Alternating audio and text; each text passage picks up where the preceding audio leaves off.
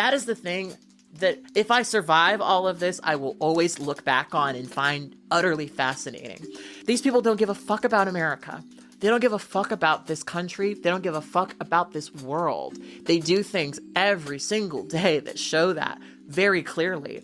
If America goes down in flames, they are going to get on their spaceships and leave us all behind. That's the reality of it. They have to trick you into believing that they actually care about you. They have to trick you into believing that they're just like you, when in all reality, they look at you as nothing more than a cog in their machine, nothing more than a peon to be stepped over or used. It is one of the most baffling things to me that people don't see this. But at some point, you're not going to be able to ignore it. Anyway, I think every website, TikTok included, has the possibility to contain misinformation. And I don't think that that is okay or is a non-issue. I think it's a very real issue that should be addressed. So it's a good thing that they're trying to address it. But let's not act like our education system isn't almost exclusively just misinformation. If you read about how America responded to the Holocaust, you would believe that America is so opposed to violence like that.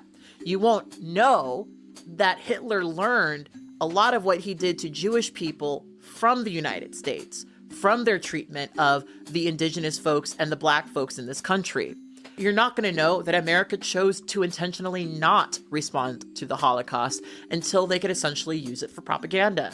The older I get, the more I appreciate the fact that my parents made a point of putting me in a good school.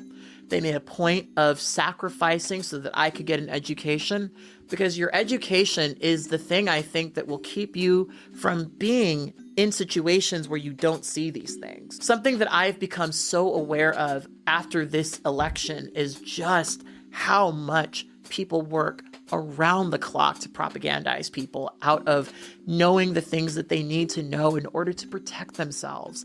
That's the thing that breaks my heart the most. A lot of people are supporting Trump because they think that it's a pro-American thing to do, not understanding that Trump is going to be the end of America. And I wish I was being dramatic. But you know, the way that he's rubbing shoulders with these billionaires is very clearly a message that the future of our country is an oligarchy, right?